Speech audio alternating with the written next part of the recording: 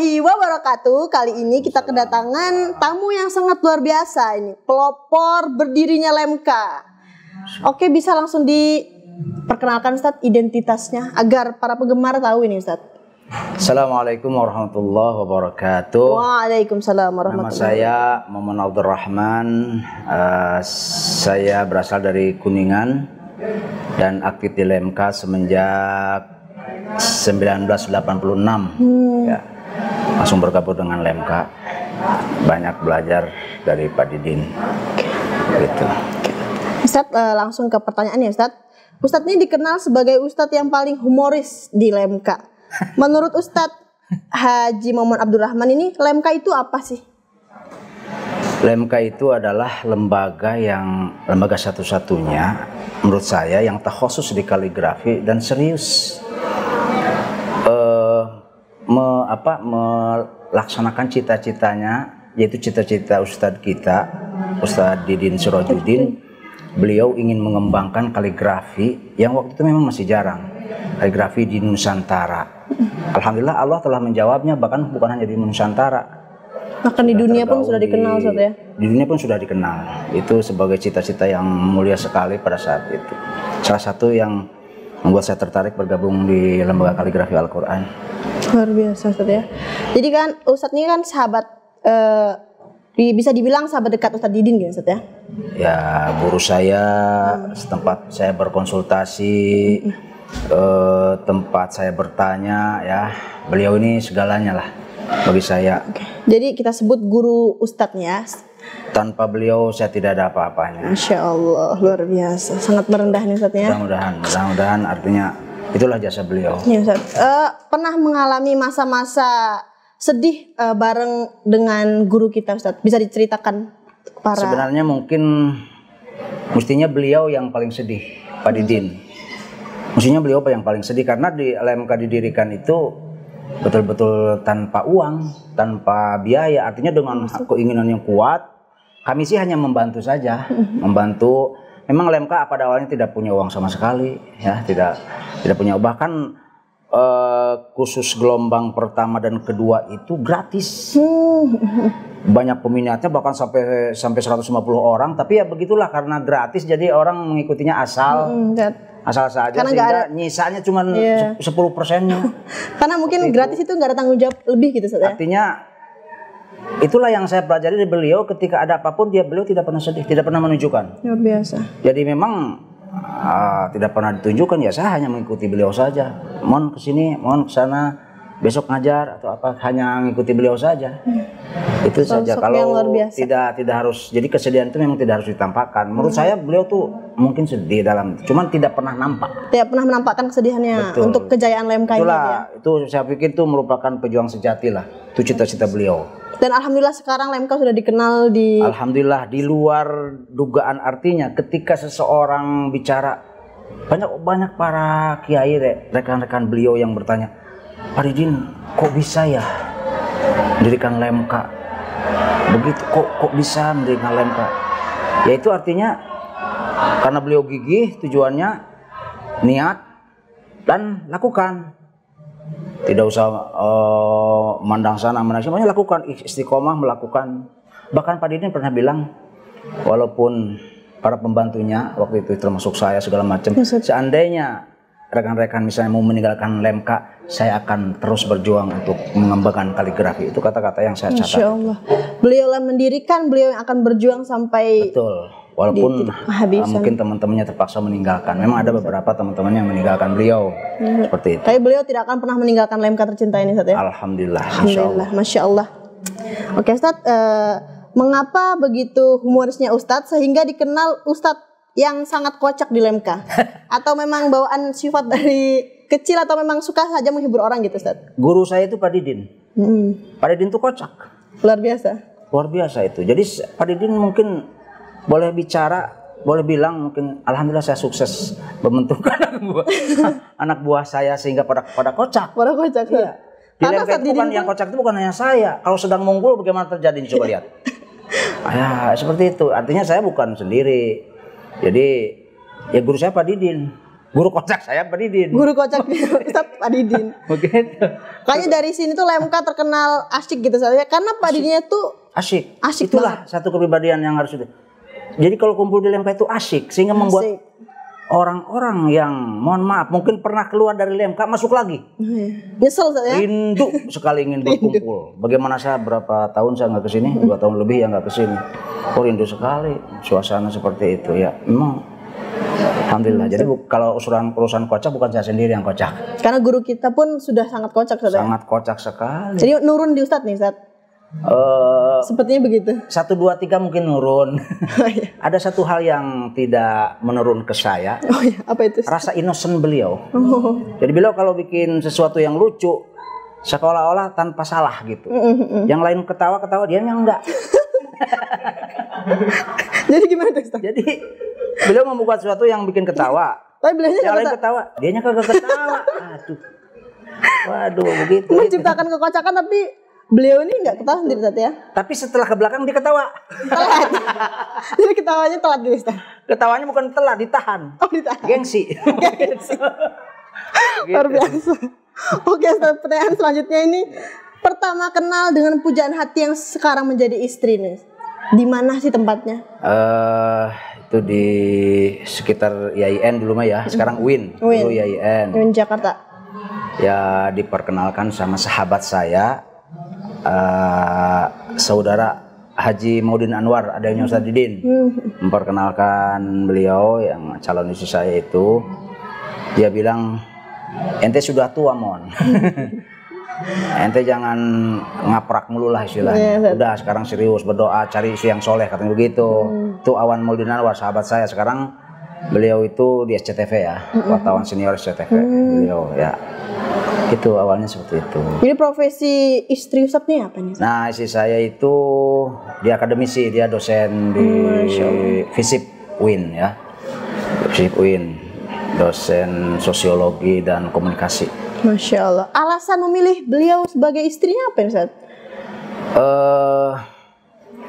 Mungkin kemandirian. Mandiri. Jadi beliau itu kalau mandi sendiri gitu. Serius ini Ustadz?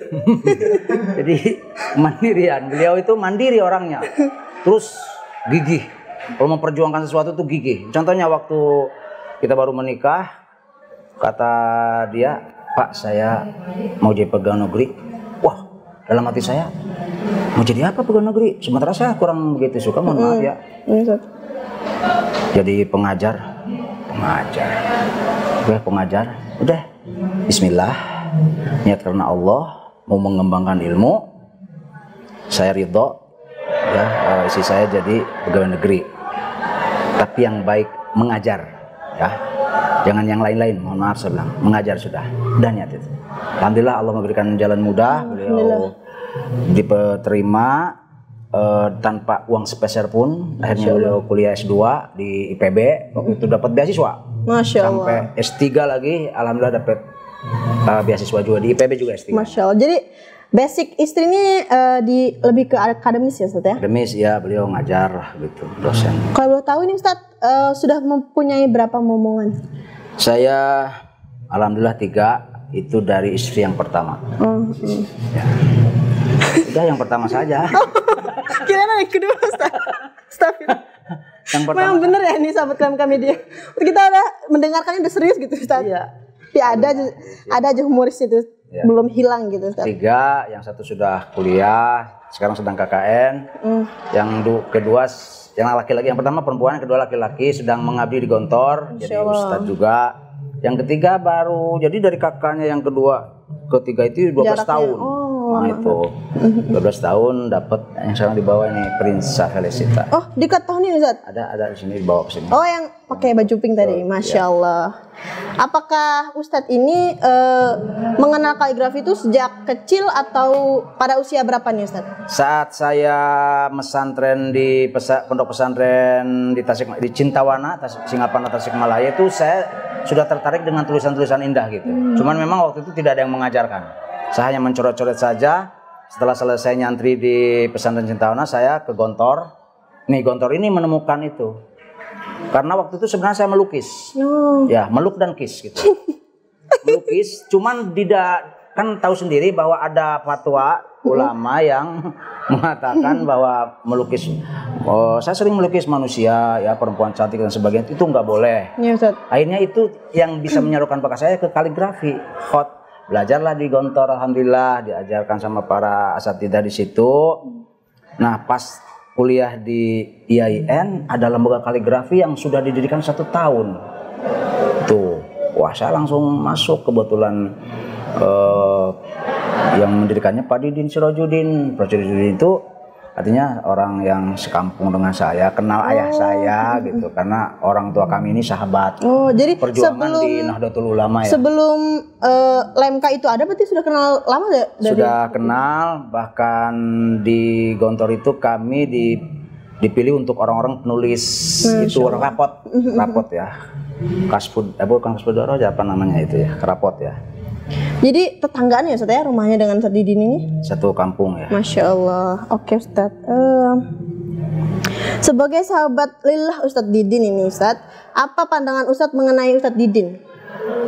Ustaz Didin itu orangnya ikhlas. Ikhlas. Ya, itu yang, dan tidak pernah diam. Artinya begini, selalu bergerak. Banyak hal-hal yang beliau lakukan tidak bisa kita ikuti. Misalnya, beliau tidak pernah diam lama-lama nonton TV, nggak pernah. Beliau itu segala sesuatu yang kegiatan sehari-harinya dicatat. Sampai terakhir itu kemarin tuh dia mencatat, kalau setiap habis baca Al-Quran dia catat, jam hari ini jam sekian saya baca Al-Quran. Dan sekarang beliau menyelesaikan baca Al-Quran sehari 1 juz, one day one juz ya. Itu tercatat ternyata. Jadi itu satu hal yang segala sesuatu tercatat, sampai file-file dari yang kegiatan dari mulai berdirinya lembaga kaligrafi itu dicatat. Itu sudah biasa, itu beliau. Dan itu belum ada yang mengikuti. Orangnya nggak pernah diam, ikhlas. Yang saya, itulah pribadi beliau yang ketika mohon maaf, kalau dipuji ya sudah, dipuji biasa saja beliau itu. Kalau dipuji biasa saja. Dicerca pun biasa saja. Biasa saja. Dicerca pun biasa saja. Ya ada orang besar itu biasa dipuji dan biasa dicaci, tapi beliau itu yang belum bisa kita ikuti. Banyak hal-hal positif beliau yang sebenarnya secara tidak langsung kita harus meneladaninya, tapi kita belum bisa ngikutin. Masya Allah. Bahkan sampai saudara-saudaranya belum bisa ngikutin. Jadi sosok yang aktif ya Ustaz ya, tidak bisa meluangkan waktu yang tidak terlalu penting gitu Ustaz ya. Jadi aktif, jadi beliau itu bukan hanya dalam kegiatan hidup bagaimana dia selalu bermanfaat buat orang. Dalam kegiatan sehari-hari, dalam pola hidup saja. Misalnya makan kecuali kalau lapar saja, dan makan kalau sudah makan nggak banyak beliau. Dan badannya itu sehat. Ya. Tahajud rajin, duhanya rajin, itu sosok beliau yang selama saya tahulah seperti itu. Beliau dicintai keluarga, dicintai murid-muridnya, termasuk para pendukung perjuangannya. Itu beliau. Saya terus terang saya belum bisa mengikuti beliau. Jadi setiap kegiatan Ustaz Didin tuh tersusun dengan rapi Ustaz ya, terarsipkan, tersusun, tersimpan, terfailkan ya, tersimpan lah gitu. Masya Allah.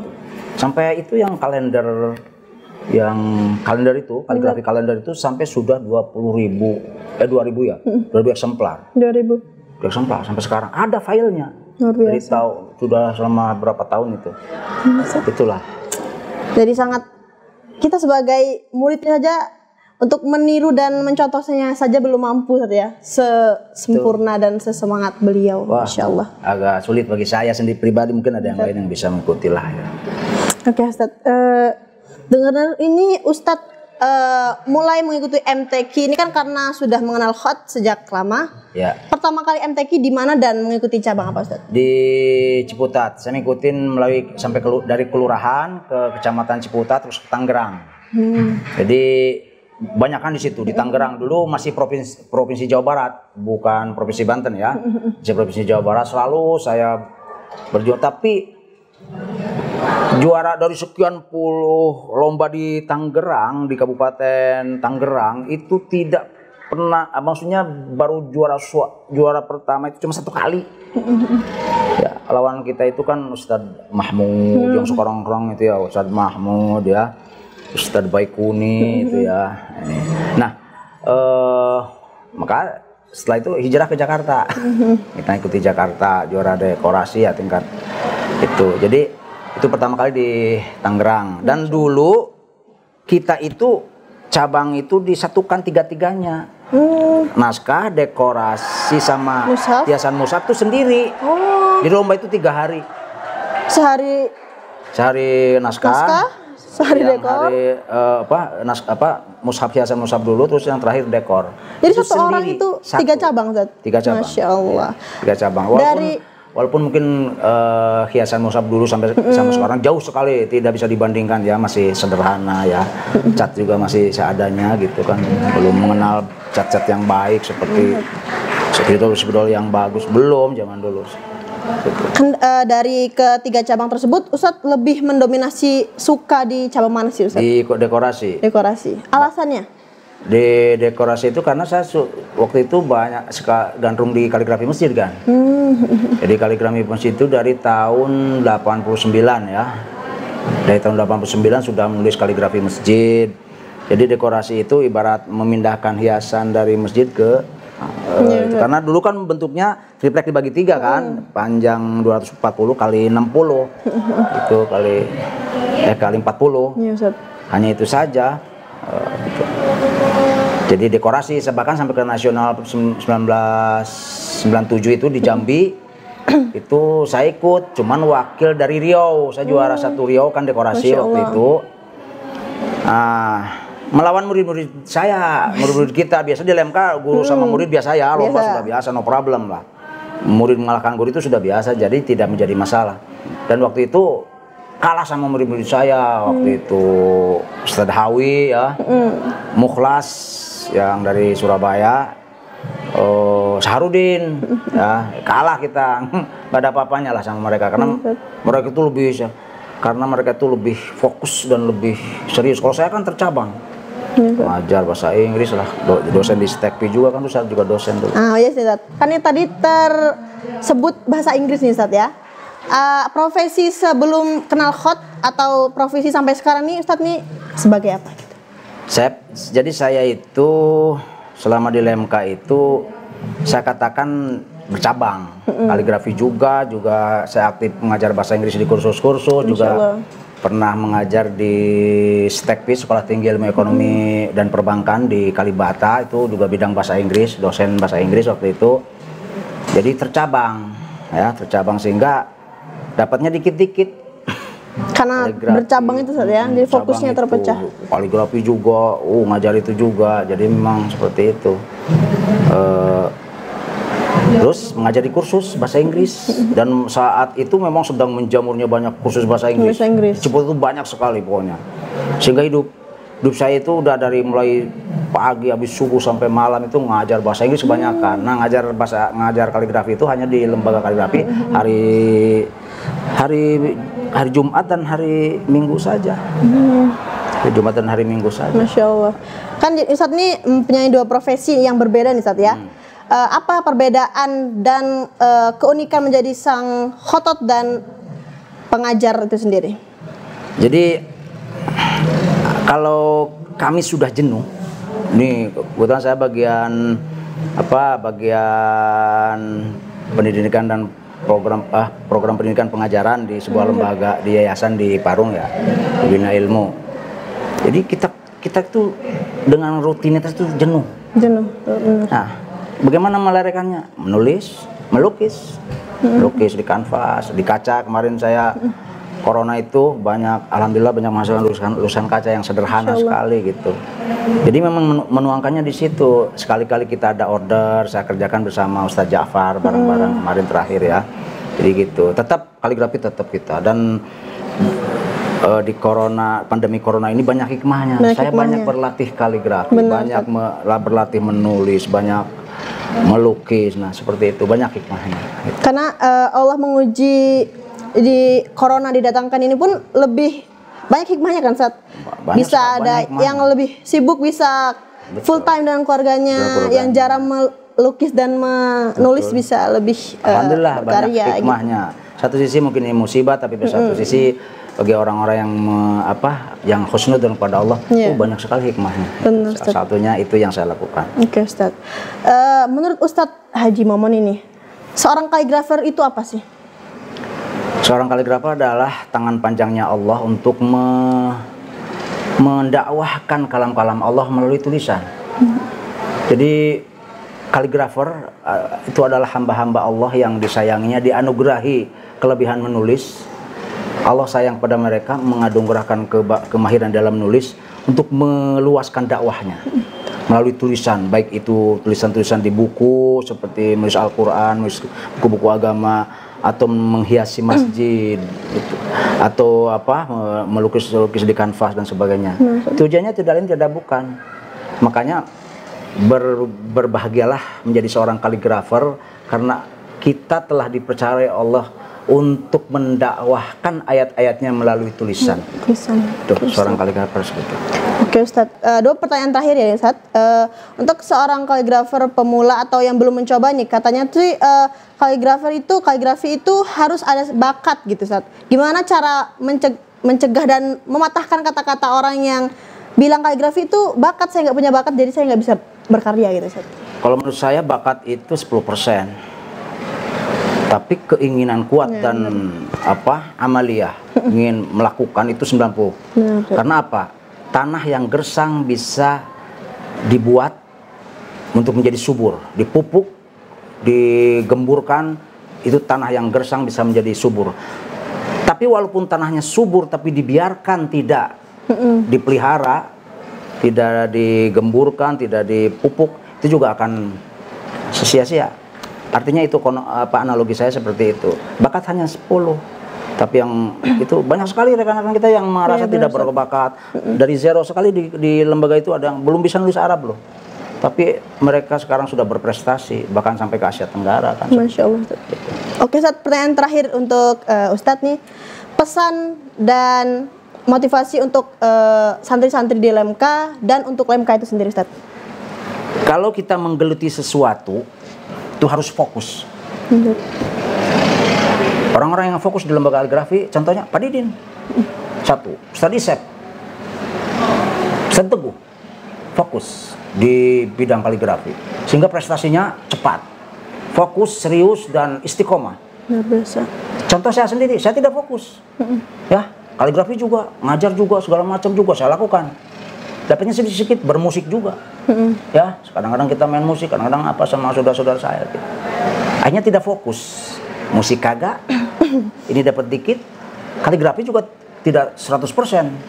Artinya saya pesan pada siapapun harus fokus. Sudah banyak contoh orang-orang yang fokus dan Allah akan memberikan anugerahnya kepada orang-orang yang siap menerimanya, yaitu orang yang fokus. Oke, pesan dari sang motivator dan bintang tamu yang luar biasa adalah keinginan itu yang kuat, bakat itu hanya sedikit, dan fokuslah di setiap satu cabang itu sendiri dan menjadi ahlinya. Terima kasih banyak, Ustadz. Semoga sehat selalu, sukses untuk mendirikan ayat-ayat Al-Quran Allah. Semoga berkah dunia akhirat, Ustadz. Amin Allah. Terima kasih, Ustadz.